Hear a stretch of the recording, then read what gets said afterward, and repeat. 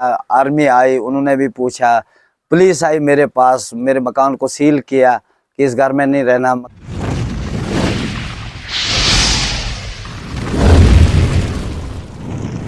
हमारी आज की नशरियात में तमाम नाजरीन को आदाब। आप देख रहे हैं पंजाब विजन और मैं हूं यार मोहम्मद तांतरे। जहां जिला पुंछ की तहसील मंडी के सावजिया इलाके में गुज़श्ता दिनों पाकिस्तानी गोलाबारी से इमलाक को नुकसान पहुंचा, वहीं रात भर क़यामत खेज गोलाबारी के दौरान सुबह तकरीबन 5:30 बजे एक मोटर शेल शबीर अहमद शेख के 3 मंजिला मकान पर आ गिरा, जिससे मकान को काफ़ी नुकसान पहुंचा। लेकिन खुशकिस्मती से घर के तमाम अफराद बाल बाल बच गए। शबीर अहमद शेख ने बताया कि यह मोटर शेल 3 मंजिला मकान को चीरते हुए ज़मीन में धंस गया, लेकिन शेल फटा नहीं, जिसकी वजह से कुंबा के अफराद महफूज रहे।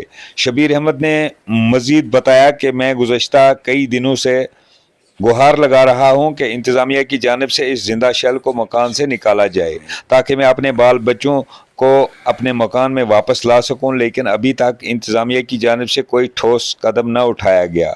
शबीर अहमद शेख ने ज़िला इंतज़ामिया से अपील करते हुए कहा कि इस जिंदा मोटर शेल को मकान से निकाला जाए ताकि मैं अपने बाल बच्चों को अपनी छत के नीचे वापस ला सकूँ। शबीर अहमद है मेरा नाम, मैं वार्ड नंबर 3 में रहता हूँ, सावजिया मल्ला शेखा। सर 6 तारीख से जो शिलिंग पाकिस्तान से हुई है, यहाँ पे मेरे मकान में शेल पड़ा हुआ है। ये 7 तारीख सुबह 5 बजे। अल्लाह का शुक्र करता है कि हम बाल बच्चा मेरा बच गया, हम बच गए। हमने फिर उसी टाइम यहाँ से नकल मकानी की घर से। जो मेरे मकान में शेल पड़ा है 7 तारीख से, यहाँ अंदर मैं खुले आसमान के नीचे हूँ बाहर। 7 तारीख से मेरे घर पे शेल पड़ा हूँ। मीडिया वाला का भी मैं शुक्रगुजार हूँ।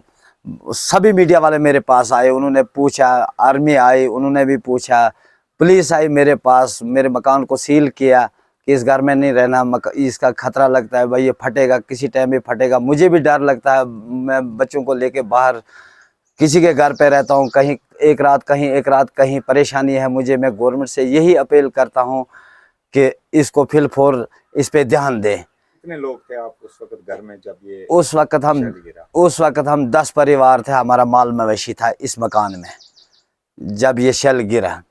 उसके बाद हमने यहाँ घर से नकल मकानी की, फिर पुलिस भी आई, आर्मी भी आई यहाँ देखने के लिए। हम पुलिस का भी शुक्रगुजार हैं, आर्मी का भी शुक्रगुजार हैं। उन्होंने वक्तन वक्तन हमें देखा है, समझाया इसको क्या करना है, कैसे रहना है, साइड पे रहना है। उसके बाद उन्होंने मेडिसिन भी लाई यहाँ, वो भी दी है। और पूछा भी कोई हेल्प की ज़रूरत है, उन्होंने भी पूछा ऐसे, मतलब अगर कोई हेल्प की ज़रूरत है तो हमने भी सहारा हो गया हमें भी। चलो कि शुक्रिया इनका, ये इन्होंने पूछा भी। उन्होंने आपको क्या बोला? जी सर, यहाँ तहसीलदार साहब भी आए मौके पे, उन्होंने भी कहा कि मौका इसका किया, बोला कि मकान से थोड़ा दूर ही रहना, मकान में इसमें मतलब मूवमेंट नहीं करना है, ये खतरा ही है आपके जान के लिए। शुक्र अल्लाह का कि आप बच गए, बाल बाल बच गए, मगर इस मकान में इंटर नहीं करना कि आप, ये खतरा है आपके लिए बहुत सख्त।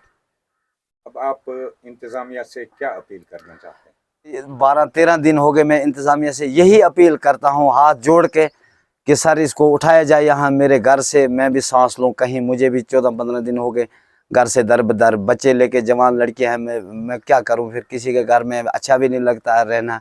एक दिन किसी के घर में रहते हैं, एक दिन किसी के घर में रहते हैं। फिर घर पे भी सामान जो था वो फट गया अंदर ही, ऐसे मतलब कम्बल शमल अब किसी के पास। मतलब मैं डीसी साहब से भी हाथ जोड़ के गुजारिश करता हूँ कि इस पे ध्यान दें कि इसको निकाल दे मेरे घर से। और मेरी गवर्नमेंट से यही अपील है, यही गुजारिश है कि हमें यहाँ बम शेड दिया जाए, क्यों हमें जब भी फायरिंग यहाँ से पाकिस्तान की होती है तो हमें यहाँ खतरा ही खतरा है। हम गवर्नमेंट से यही रिक्वेस्ट करते हैं कि हमें यहाँ छोटा या बड़ा कुछ न कुछ बम शेड दिया जाए परिवार के लिए।